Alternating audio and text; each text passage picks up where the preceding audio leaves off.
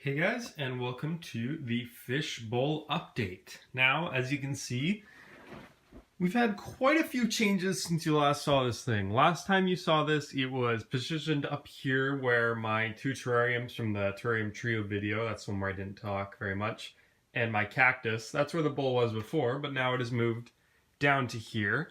And yeah, it is looking a lot nicer. The water height is a lot higher than it used to be. The heater's in there. I think I mentioned this in a previous video, but this thing stunk like fucking sulfur. So I redid the entire thing. And yeah, it's a lot better now. It doesn't smell. I do regular water changes. So let's kind of give a sort of detailed look into the setup. And I'm going to talk about what I'm going to be stocking with this in the next couple of weeks. Alright, so if you don't know what this is a Wallstad method bowl, which means we've got a dirt layer of potting soil followed by gravel, and then this allows the plants to get nutrients from the dirt rather than me having to put root tabs or anything in here. Yeah, so we've got a little heater here. Currently the heater's actually not plugged in because the water goes above the max line level. Ideally I'm going to get something that allows me to suspend it a bit higher like this. But, you know, for now it's fine. And this was only if I was going to get a betta, but honestly, I think I'm just going to get shrimp because it's pretty small, and then I'll kind of just leave the heater in there if I ever need to use it. We have a rock for decoration, as well as this natural gravel for my old 10-gallon setup. By old, I mean really old, not go back to my first video on this channel old, I mean I was 6 years old. We've got a desk lamp that is on this pretty much all day, every day for lighting, and when this is not on, there is natural light coming through, which is also for these terrariums. We've got this bamboo sticking out, which looks pretty nice. We've got this plant, can't remember what it's called, but it's pretty cool. I didn't even know this plant could actually grow out of water like this.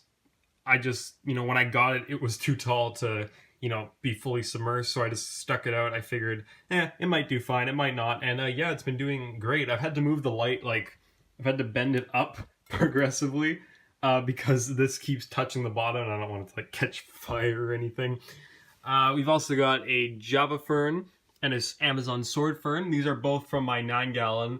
They, propagated off the main ones and I just stuck them in here.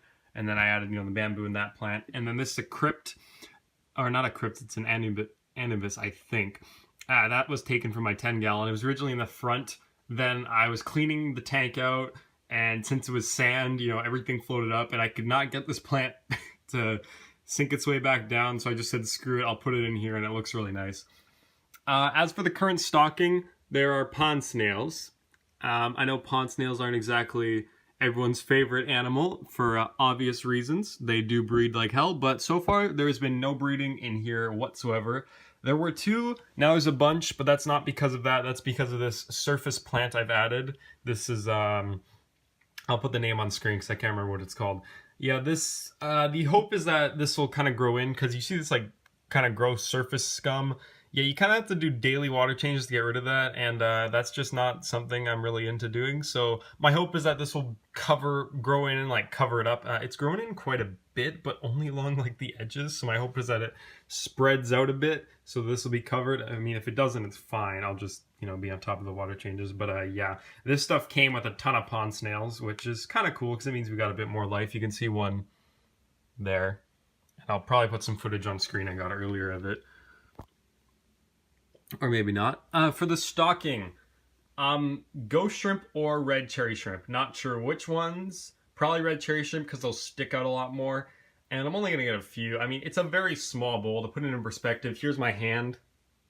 It's about, I think the water content is like 2.5 gallons, if that puts it into perspective.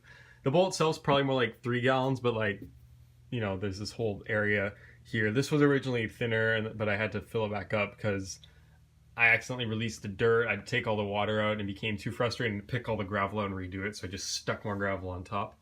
But yeah, that's the fish bowl. I think it just looks great. Like, I just walk into my room and I'm greeted by like this like beautiful little display. I love it. I think it looks great there.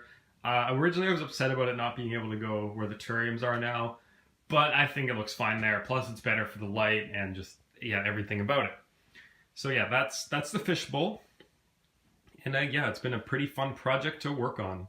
That's really all I've got to say.